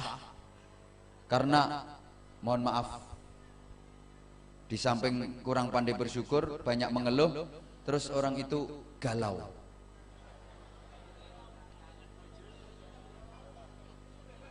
God always listening and understanding.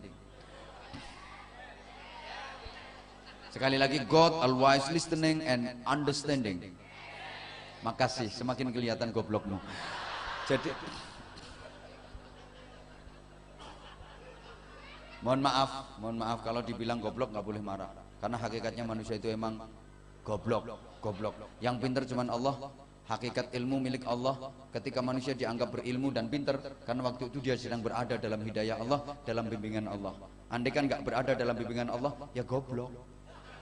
Makanya ketika dibilang goblok nggak usah marah. Emang aslinya manusia itu goblok. Yang pintar cuman Allah, ilmu cuman milik Allah. Ketika manusia dianggap punya ilmu dan dianggap pintar, waktu itu emang dia berada dalam bimbingan Allah, dia dalam hidayah Allah. Kalau nggak gitu ya goblok. Maka aslinya manusia itu goblok. Apapun jabatannya aslinya goblok. Apapun pangkatnya itu manusia aslinya goblok. Yang datang di sini ini semua aslinya goblok. Yang ceramah ini juga.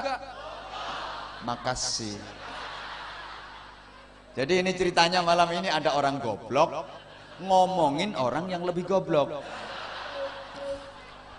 Para goblok-goblok sekalian yang saya hormati,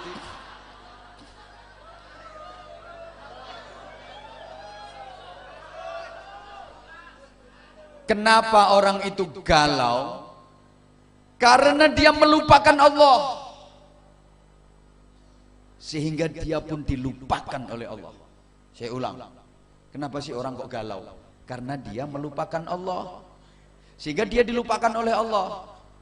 Orang yang mengingat Allah, ya diingat nama Allah, diperhatiin nama Allah. Orang yang melupakan Allah, juga dilupakan nama Allah. Fadhkuruni adhkurkum washkuruni wala takfurun. Berzikirlah kalian kepadaku, aku akan menzikiri kalian. Bersyukurlah kalian atas nikmat-nikmatku, jangan kalian mengkufurinya. Gitu loh. Kalau kita zikir ke Allah, Allah juga zikir ke kita. Untuk mudah dipahami kayak gini. Aku tuh apa kata kamu? Ya kalau kamunya ingat aku, akunya juga ingat kamu. Kalau kamu sering ingat aku juga sering ingat kamu. Kalau kamu terus saja ingat aku juga akan terus saja ingat kamu. Kalau kamu selalu ingat aku juga selalu ingat kamu. Kalau kamu banyak ingat aku juga banyak ingat kamu. Kalau ingatnya kamu ke aku cuman dikit, ingatnya aku ke kamu juga cuman dikit. Kalau kamu jarang-jarang ingat aku juga jarang-jarang ingat kamu. Kalau kamu sama sekali nggak pernah ingat aku nggak ngurusi raimu, nggak ngurus rupamu. Iya, maka sungguh zikir itu luar biasa, jemaah sekalian. Sehingga jangan pernah percaya kalau ada orang yang nggak ibadah tapi ngaku-ngaku deket sama Allah, ngaku-ngaku mimpi ketemu sama Rasulullah. Jangan mudah percaya. Hoi, uang nggak pernah sholat, nggak pernah sholat dan cerita, aku tadi malam mimpi ketemu Nabi Muhammad. Jangan pernah percaya. Ngapain Nabi Muhammad kok nemuin dia itu lo, ngapain? Janjiannya lo kapan? Hei. Ada orang zikir nggak pernah, sholat nggak pernah, cerita, semalam aku ketemu sama Sunan Kalijogo. Ya yang mikir, lah nyapa Sunan Kalijogo kok kelayapan metu wong gak sholat iki lho. KRPG kurang penggawean. Hei. Aku jadi teringat pernah aku ziarah pas ke mana ya, Batu Ampar Madura itu. Tuh aku nyampe situ belum zuhur. Di situ ada orang duduk bersila, rambutnya panjang, sambil muter tasbih terus, tahu apa yang dia baca. Duduk bersila di situ, subhanallah. Begitu azan zuhur, dia tetap aja duduk di situ, nggak sholat. Aku memang kebetulan lagi sengaja istirahat di situ agak lama, ada yang perlu dilakukan. Sampai azan asar, dia tetap aja duduk di situ, nggak sholat asar. Sampai azan maghrib masih di situ dia, nggak sholat maghrib. Isya nukon nggak sholat. Mosok jamak kok langsung papat. Sholat jamak langsung pati aturannya sopo. Aku mikir berarti nggak sholat. Habis isya lagi ngopi bareng sama aku. Ngopi bareng, waktu ngopi bareng tuh dia cerita, alhamdulillah saya riadohnya udah berhasil. Aku ya penasaran, kok udah berhasil, emang dapat isyarah apa, dapat alamat apa? Aku udah ketemu sama Nabi Khidir. Semakin penasaran aku, ketemunya di mana? Dia ngomong di pom bensin, di SPBU. Ketemu di mana? Cara tanan kan ning pom. Jadi ketemu Nabi Khidir no SPBU. Aku yang mikir, nah nyapa Nabi Khidir no SPBU? Masa Nabi Khidir kentekan solar?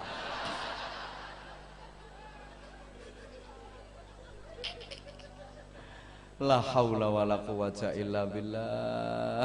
Berzikir dan berzikir terus. Orang kalau berzikir pasti diperhatiin sama Allah. Sampai Rasulullah membandingkan masalul dzakir wa ghairi dzakir kamatsalil hayyi wal mayyit.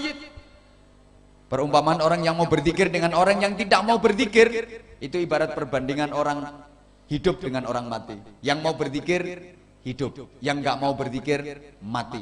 Ayo nyaut. Sing gelem zikir berarti hidup, yang nggak mau zikir berarti mati. Coba ibu-ibu seneng yang mati apa seneng yang hidup?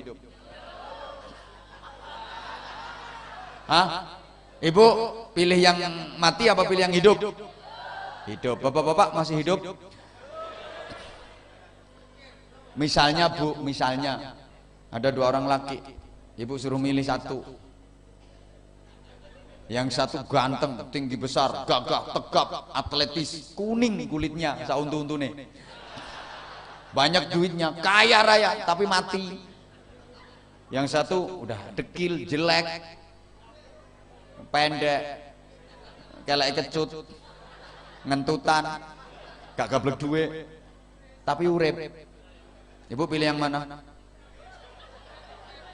Nggak milih? Ya rondo.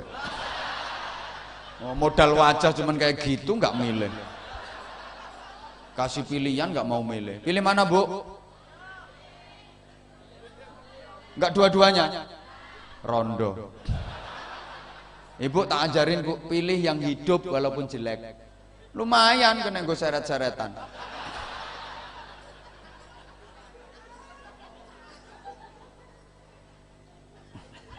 Loh, hidup sama mati itu beda banget. Sorry ya, ada HP, dipencet tombol powernya, tek, tek. Keluar bunyinya, ding ding ding ding ding ding ding ding ding ding ding ding ding. Nah itu berarti HP mati apa HP hidup? Mati apa hidup? Hidup. Metu suarane, metu gambare. Ada HP dipencet tombol power, tek tek, mesti tek tekan sekuat-kuatnya. Enggak keluar gambarnya, enggak keluar suaranya. Hidup apa mati? Mati. Ya, sekarang ada cangkem. Apa? Oh ya mulut, mulut. Di tombol powernya pakai afdhalul dzikri, bunyi la ilaha illallah, la ilaha illallah. Berarti itu mati apa hidup? Hidup. Sekarang ada mulut. Ditekan tombol powernya, cetek afdhalul dzikri, duwe. Itu berarti mulut hidup apa mati? Yang kenceng dong jawabnya. Ada orang warga perumahan sini pagi-pagi jam 4 dini hari dipencet tombolnya pakai as-salatu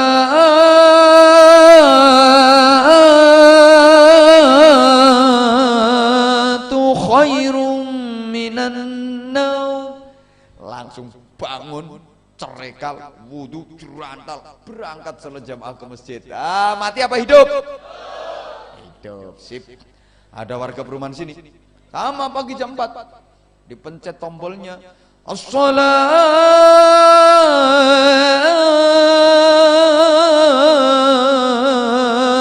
khairum minan naum, malah kelon. Hidup apa mati? Masuk mati iso kelon. Ya kelihatannya hidup tapi sesungguhnya mati. Itulah bangkai jalan-jalan. Padahal kita sesungguhnya sering seperti itu, betul?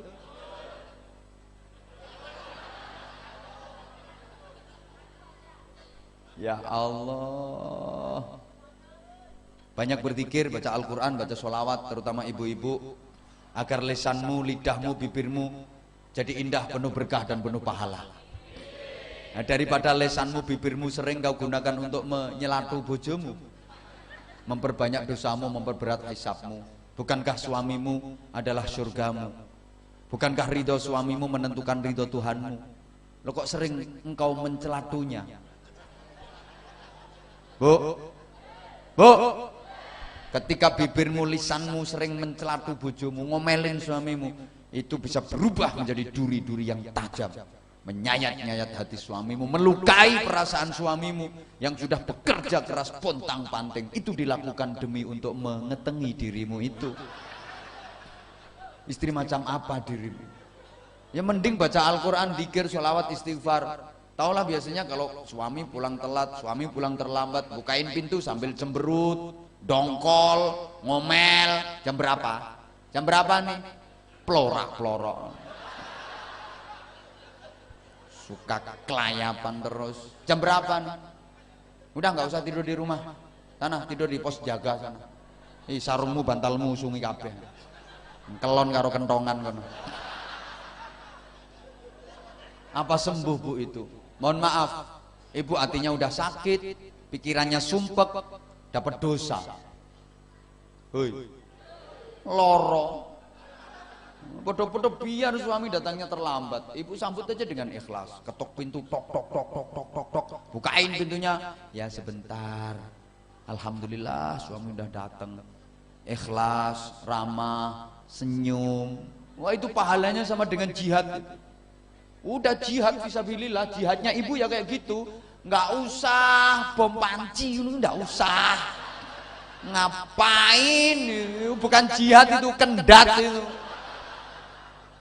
Perempuan model apa mau ngeledakin bom panci, nanti lama-lama ada bom wajan, bom subluk. Islam tuh nggak pernah mengajarkan kayak gitu. Ntar terangin di belakang. Ini soalnya Indonesia ini sedang darurat terorisme, darurat narkoba, macem-macem lah. Aku sampai lali orang-orang ini mau. Nggak cukup ini waktunya. Bu, Sambut dengan ikhlas, dengan ramah, dengan senyum. Itu pahalanya sama dengan jihad. Biasanya ngomel-ngomel buka pintu, sekarang ganti sholawat. Suami datang terlambat, sambut ikhlas senyum, buka pintu cetek, buka kelihatan suami, sholawat. Sallallahu ala Muhammad, sallallahu alaihi wasallam, sallallahu ala Muhammad, sallallahu alaihi wasallam. Suami masuk rumah keluyur, sambut. Tala'al badru alaina min saniyatil wada. Insaf suamimu. Udah nggak berani pulang terlambat, pulang malam nggak berani, takut disolawati. Insaf, besok udah nggak pulang malam lagi, langsung sekalian pulang pagi. Nggak percaya coba ntar dipraktekin gitu. Suami pulangnya lambat, biasanya marah-marah, ngomel-ngomel, bukain pintu yang ikhlas, cetek, krek, ngelihat suami. Sallallahu ala Muhammad, sallallahu alaihi wasallam. Suami masuk ke rumah, Tola'al badr. Paling suami cuma senyum, lewat kelewes. Suami ngomong, gendeng ya.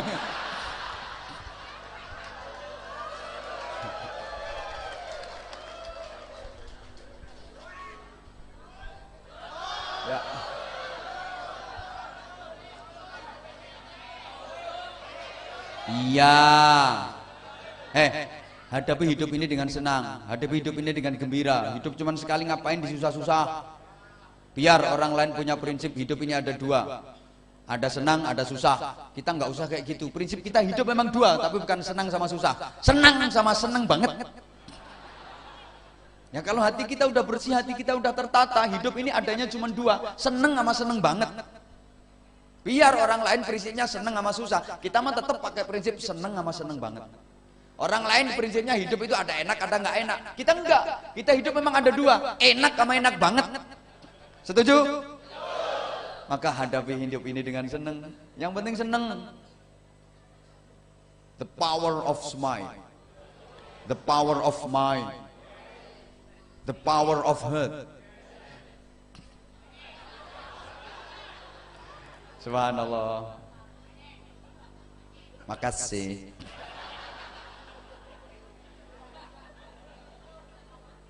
Hidup ini hadapi dengan senyum, optimis, seneng aja.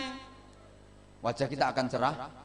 Sampai Rasulullah pun ketika ditanya, ya Rasulullah, ciri-ciri penghuni surga itu bagaimana? Simpel jawaban Rasulullah. Wajahnya cerah, murah senyum. Dan Rasulullah sendiri begitu, murah senyum. Dan senyum, subhanallah, ya Allah, ya Allah. Halo. Kan simpel tuh itu. Ahli surga, iya murah senyum. Ahli surga ini senyum, cerah, senyum, semua gitu. Penduduk surga semua gitu. Sampai malaikat penjaga surga, malaikat Ridwan, ya senyum, ganteng, senyum. Malaikat Ridwan, penduduk surga itu semuanya senyum, bahagia. Maka orang kalau di dunia murah senyum, wis mambu swarga itu. Iya, orang kalau murah senyum ini mambu swarga. Sebaliknya, penduduk neraka itu jenggauren kabeh. Penduduk neraka yang raine jeplok-jeplok. Jenggureng semua. Apa bahasanya jenggureng itu ya? Wis pokoknya cemberut semua. Penduduk neraka itu cemberut semua. Sampai malaikat Malik penjaga neraka, ya cemberut, jenggauren. Seumur hidupnya itu nggak pernah senyum. Malaikat Malik itu mulai diciptakan Allah sampai akhir zaman nggak pernah senyum. Senyum cuma sekali waktu ketemu sama Rasulullah pas perjalanan Isra Mi'raj. Itu pun cuma sebentar. Ngono tok.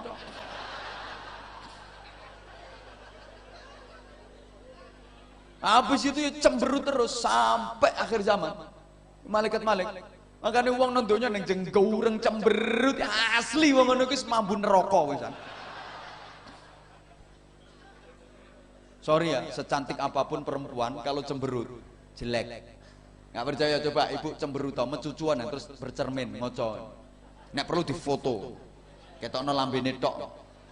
Mesti well. Halo. Ya Allah ya Karim. Subhanallah.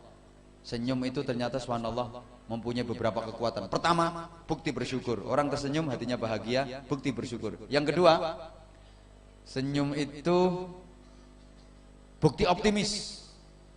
Orang-orang sukses itu orang yang optimis. Orang-orang sukses di dunia ini adalah orang-orang yang optimis, menatap masa depan. Husnudzan billah min husnil ibadah.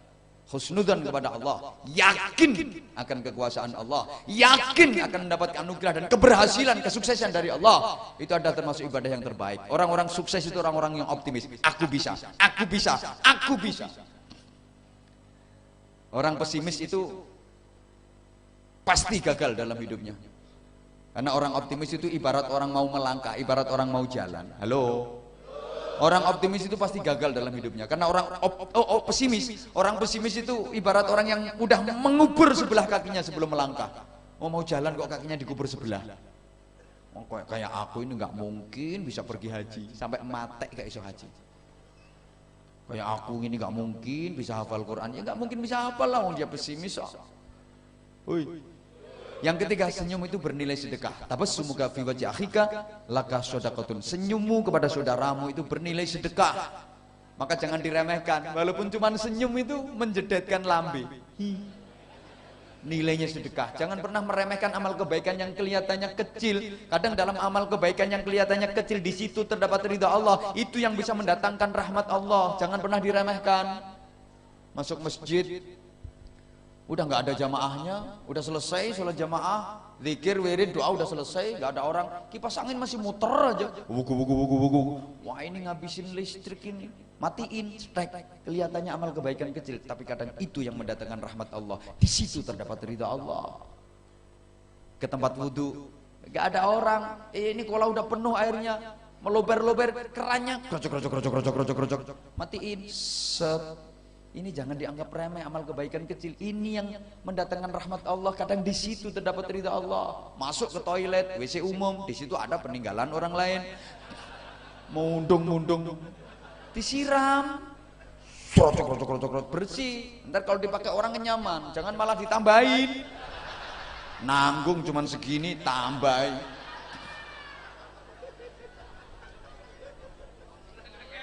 Berikutnya ternyata senyum itu antioksidan yang spektakuler, kekebalan terhadap macam-macam penyakit. Orang yang murah senyum itu gak gampang sakit. Orang yang murah senyum itu sehat pribadinya, gak gampang sakit. Gak percaya? Coba teliti tetangga-tetangga Anda, teliti tanggomu. Wong sing grapyak, Semanak, Sumeh, Hajar, Serawung, modelnya itu akrab. Halo. Tanggomu sing gaureng itu loh. Delok. Wajah sing model kemerawuk ngono lho. Wajah-wajah jemotos. Kemampleng. Kemeplak ya. Halo. Enggak gampang gering. Gampang gering. Maka orang yang hatinya bersih, wajahnya cerah, murah senyum, sehingga bibirnya melebar. Bibir sering melebar. Bibir menyempit, lambe ciut, lambe bermasalah. Kok nggak percaya sih? Lambe ciut, lambe bermasalah, bukan sariawan. Orang itu kalau tanpa masalah, hatinya bersih, bibirnya melebar. Ketemu orang, assalamualaikum, waalaikumsalam. Loh, gimana kabarnya? Alhamdulillah, sehat. Selalu melebar. Woi, kalau lambene nyiutnya, assalamualaikum, salam. Gimana kabarnya? Orang urus. Orang yang pemaaf bibirnya juga selalu melebar. Maafin ya Bu, aku yang salah. Ya sama-sama, nggak apa-apa. Tapi kalau bibir yang menciut, maafin ya aku yang salah. Sudi. Maka cirinya orang yang bertakwa, wal afina 'anin nas, mudah memaafkan kesalahan orang lain dan betah kegerimisan ora buyar.